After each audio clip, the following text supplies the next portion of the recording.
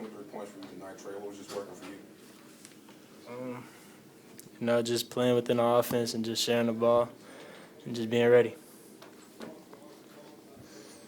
Micah, it looked like TCU leaned on you defensively, especially in that second half, to make life difficult for Isaacs and some of their other guards. I know that you've talked a lot about how much you pride yourself on your defense, but talk about how important that was to this game specifically tonight. I like to take I like to take the challenge every game to guard the best player, and that happened to be Isaacs this game, and it was tough. He's a good player. He can shoot the ball well, so I just tried to shut him down as well as I could.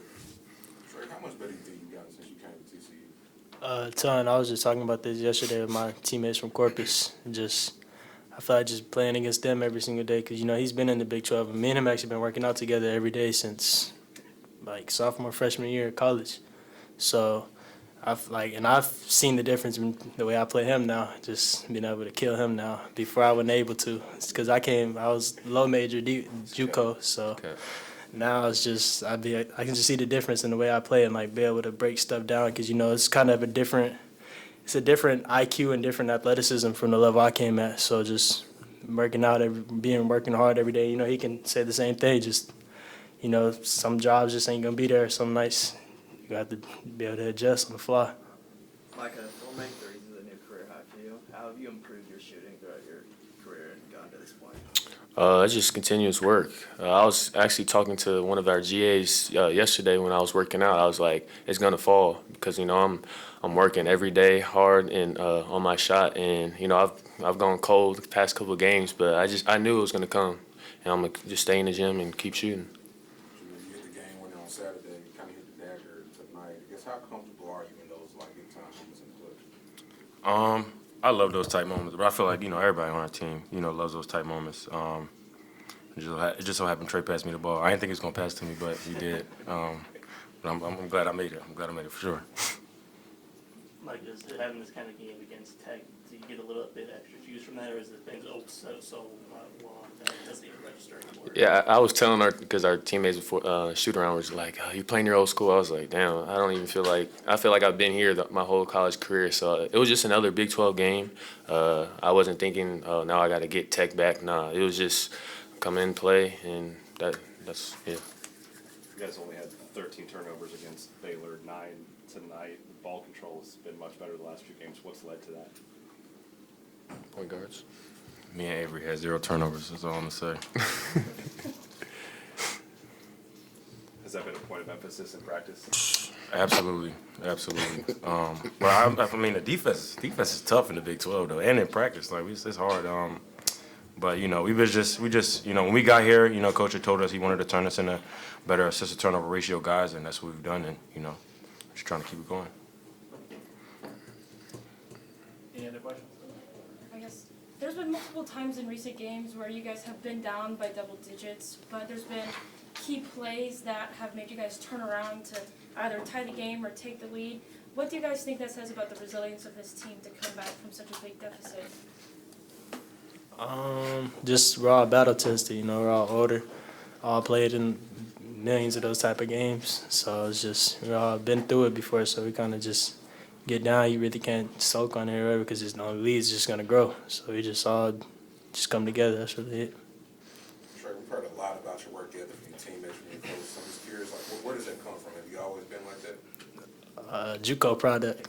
I went JUCO. I went to Ranger, where there ain't nothing. So I was just in the gym all day and just being isolated, not having there's no students. It's just y'all, women's basketball team, a rodeo team, and that's really it. So I was just there. So I would just go to the gym, and ever since then I've just been like that. And in Corpus, just had 2 GAs that were phenomenal, and they seen it in me, and they seen I can play at this level. So every morning they'll just text me like, yo, let's get up shots at this time. Let's go work out. Let's work on this. So those 2 places kind of molded me to come here and be ready. Could you guys talk a little bit about the home crowd tonight and how much that fueled you guys in a close game like tonight?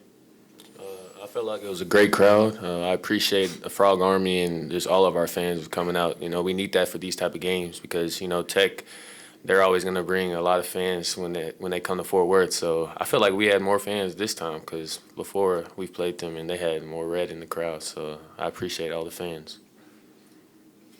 You guys host another in-state Big 12 team next Saturday with Texas coming to town, but you're also retiring Kenrich Williams' number during that game. Can you, Micah, talk a little bit about what Kenrich means to this program and maybe the legacy he's had? Yeah, well, Coach Dixon likes to talk about Kenrich all the time. I've heard all good things about him, how hard of a worker he was, how he came in not really a shooter, and he became a great shooter, and that's what he does in the NBA. He was a great defender, and so, yeah, I think it's a big deal that we get to retire him. And, yeah, so hopefully we get our fans out there for the Texas game as well.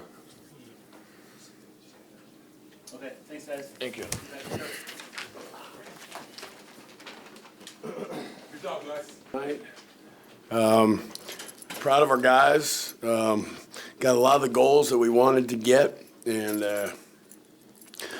followed the game plan well, except for guarding the three. But we hit 11 of them too, so at a higher percentage. So I guess we evened it up. But the rebound number, we had to out-rebound them. We did by 7, which is a good number with not a lot of misses going on.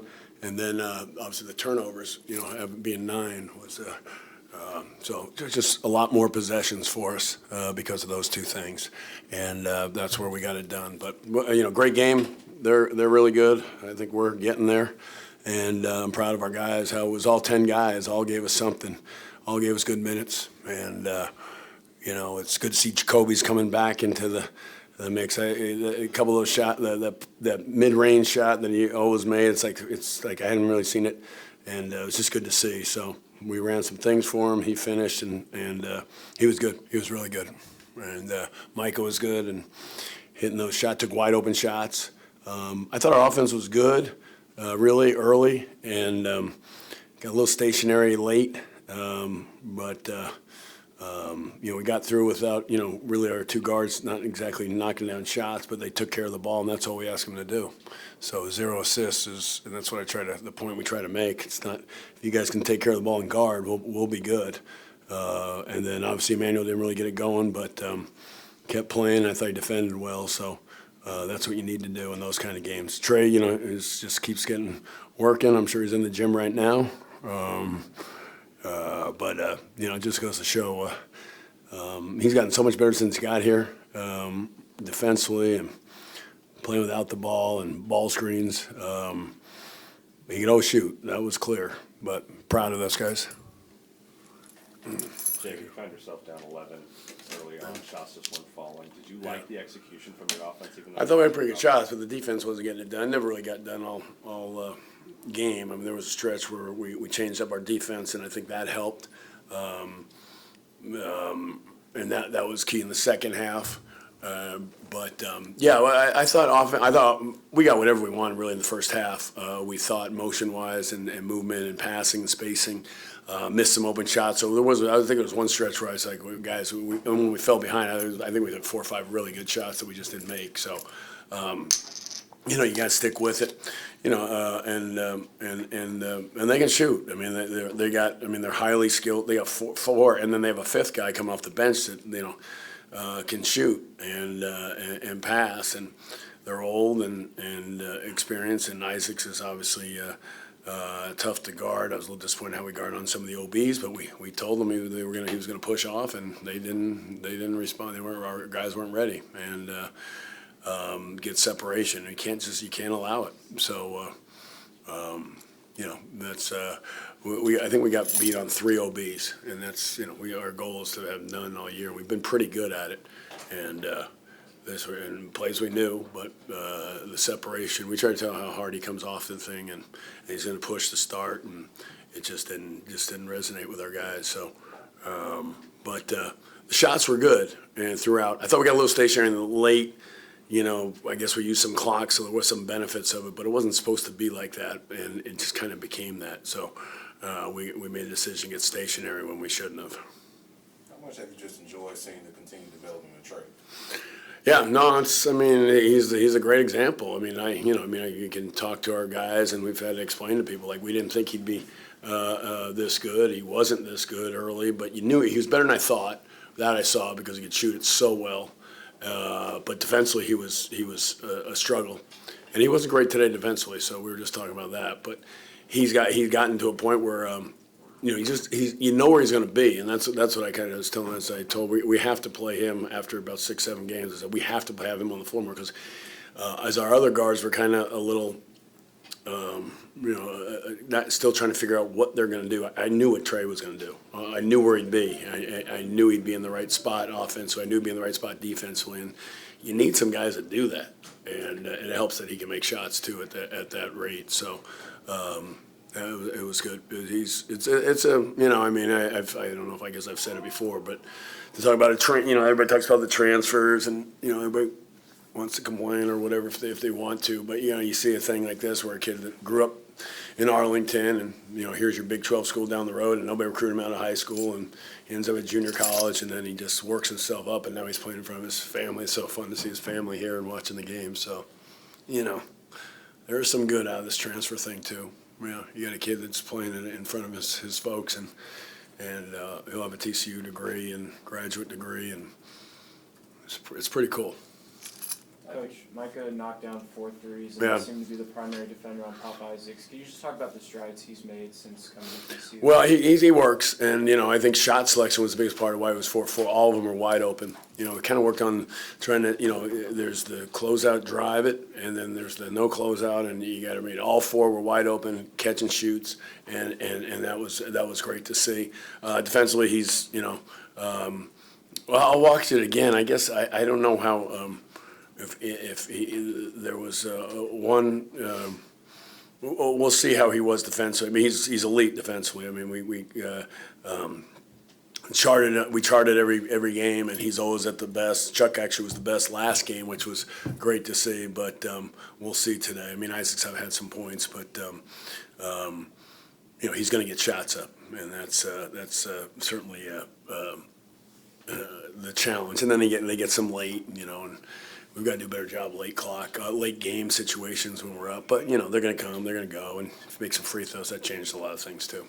You mentioned Chuck. He pulled out an offensive rebound late and hit 2 free throws. What have you seen from him over these last 2 games? Like I said, he was our best defender the other day. And we showed the guys and, brought it up because that's not been the case. And, it just shows, no matter, how many years you've been here, how many years you played, you can get better. And that's what we've asked him to be. I mean, we can score. We obviously can do that. Our offense has gotten better and better as the years gone on. But defensively, we haven't got to where I thought we'd be. And that's disappointing. So we're trying to find the guys. I thought X was really good. We went with X because we had changed up our defenses a little bit, and he was able to guard on the perimeter a little bit more. And so that kind of changed it up for us a little bit.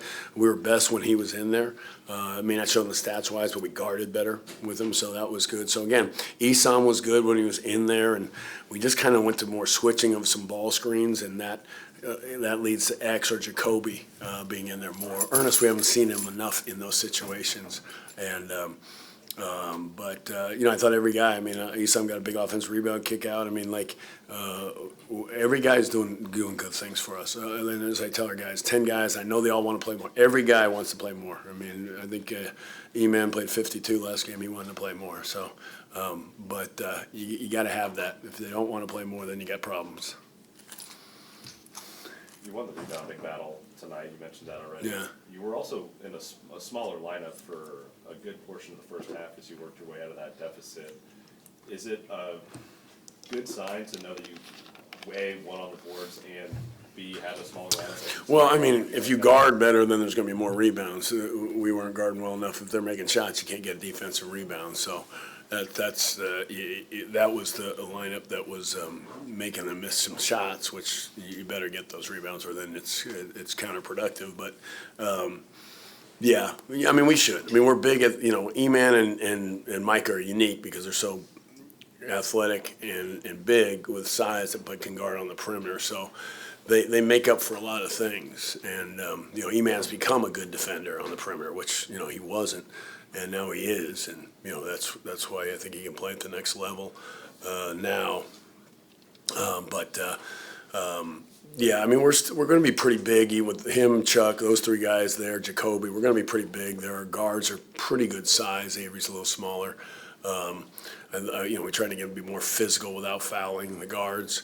And then, Ernest is as big as anybody. Xavier's a little smaller, but he gave us what we needed. The 3 was our concern. Our goal was 5. We got against Baylor last game in 55 minutes. This game, it just got away from us early and then late. Obviously with the big deficit, they were able to hit some threes. The back-to-back threes, killed us. The one at the end killed us. So, they got 3 in the last minute, I think, minute or 2. So, we got to do a better job in that. But that's what they do. So, you got to get 40 minutes of it and limit second shots, which is, what we did. They only had 4 offensive rebounds, so that was a big part of that too. Any other questions? All right, well, we'll see you on Saturday. Big day. I'm excited about Kenrich and honoring him, and he'll be in town. So it's a big day for TCU basketball. Thank you.